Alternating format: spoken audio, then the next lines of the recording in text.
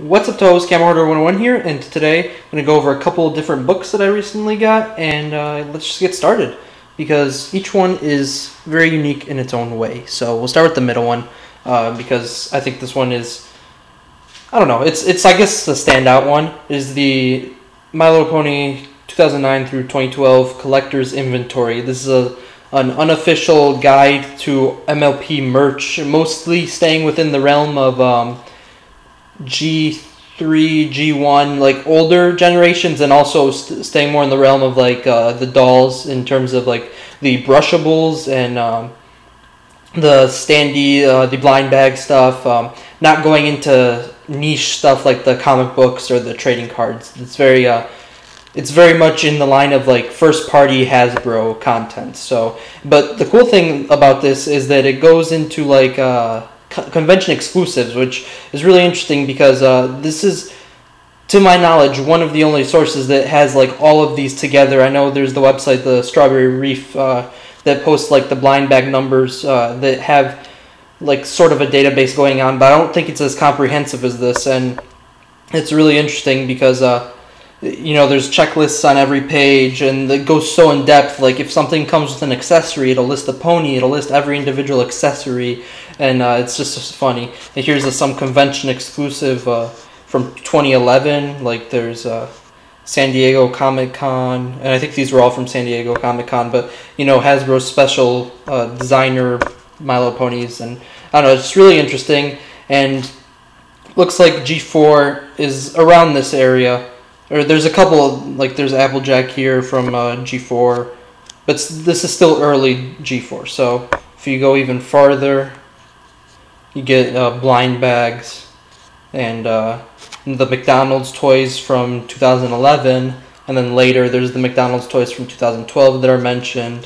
There's just all this stuff that you may have seen actually in like Toys R Us or in Target. Like there's the collector's set here, the Nightmare Moon one that came out again 2011, and then 2000, it might have been 2012, I don't remember, but it was a while ago.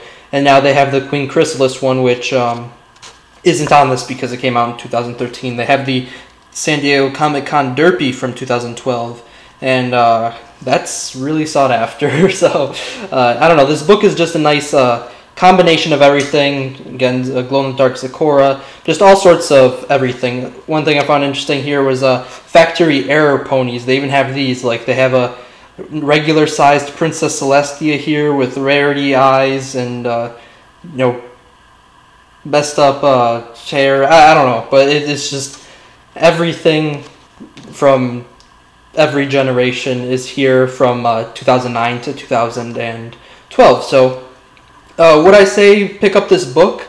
I don't remember the exact price. I think it was around $15 to like $18 or something like that. I'll throw it in the description, so obviously you could check there. But I picked it up from Barnes & Noble, and this is really, I think, for someone who is into all the generations. If you're only G4, like a lot of people are, and even I am, this probably isn't something for you. I think it's just an interesting little piece of memorabilia. I would definitely like to see one that is a conglomeration of only Generation 4, and then that way it could sort of be targeted to that audience. But this guy, I think this sort of combination of all the generations isolates the current fans who buy a lot of this stuff. So still a definitely good, well put together book, but I just don't think it's for everyone. So let's go on to this now. This is the My Little Pony Tales Volume 1, which is another way of saying it is the MLP comic micro series issues 1 through 6. So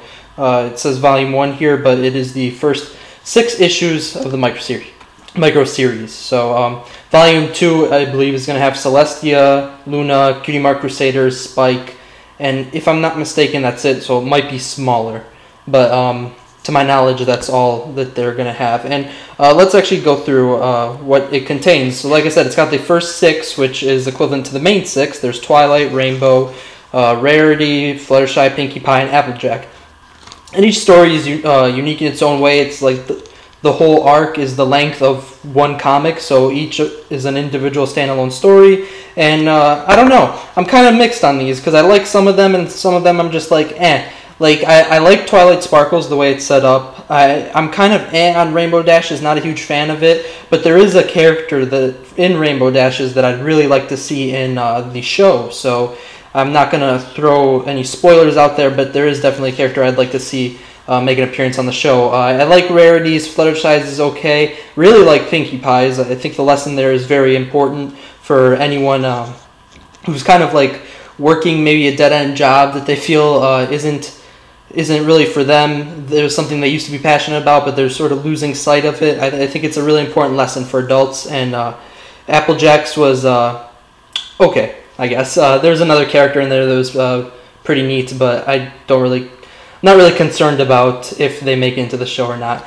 And then the format goes, they'll show the cover, the first cover of the microseries, and then they'll go into the comic, and then once the comic ends, they'll show another cover. If I could just find it. They'll show an alternate cover, and then they'll go into the next one with the next pony's cover. Then they'll show an alternate cover, and then so on and so on. And then at the end, they have another set of covers, which is just another one of each of the main ponies. If I could just pull this here: Twilight, Rainbow, Rarity, Fluttershy, Pinkie, and Applejack. So, and these covers on the back relate a little bit more to the stories themselves, whereas the other covers one's a random cover and one is a Philly cover. So that's there. If you wanted that, cost me $20. I bought it in person at a comic book store. You could get it cheaper online, but then obviously you have to factor in shipping and all that shenanigans. So I saw it in the store, and I'm just like, I'm gonna buy this right now because that's awesome, and I love the cover. The cover is amazing. Just put that up again. It's got like all the ponies making a silly face, and I just adore. This is my favorite cover, I think, in all of the My Little Pony comics, regular and micro series. I just think it's hilarious, and I believe this is the only way you can get it through this collaboration of the first volume. So let's move on to the next item. This is a very special item that I'm super excited I got a hold of. It's the Superior Foes of Spider-Man issue number 4, the pony variant. So I really like this because it was a New York Comic Con exclusive, and I didn't get a chance to go to New York Comic Con, so I got it off eBay. And I got it for $20 was the bid, and then $4.50 was shipping. But I definitely like Spider-Man's Rogue Gallery because I think him and Batman have like some of the most interesting villains in all like the comic book universes, and I think that's why they get so much attention in the movies and why they get so many reboots, because they really do have an interesting villains list. So I think it's awesome to see them all in ponified versions, and there's a really interesting style for the ponies because they don't actually have cutie marks, but you definitely tell like who the villains are. So it's a really good art style, and I absolutely love it, and there are a limited amount of these made for New York Comic Con, so I'm glad I was able to get one. So obviously I'm not opening it because that would diminish the value, so I just like to keep that as a little something that I have.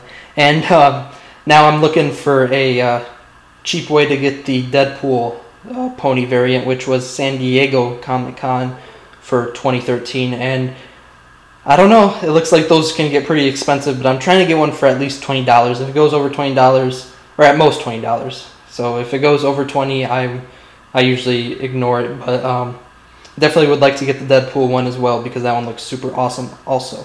And before I sign off, I want to mention the company that does the MLP Xbox Live profile pictures. They're staying pretty consistent, and there are a few more available for you, and I'll throw links to those in the description. And I hope you guys enjoyed. I will see you guys later. Camera Hoarder 101 out.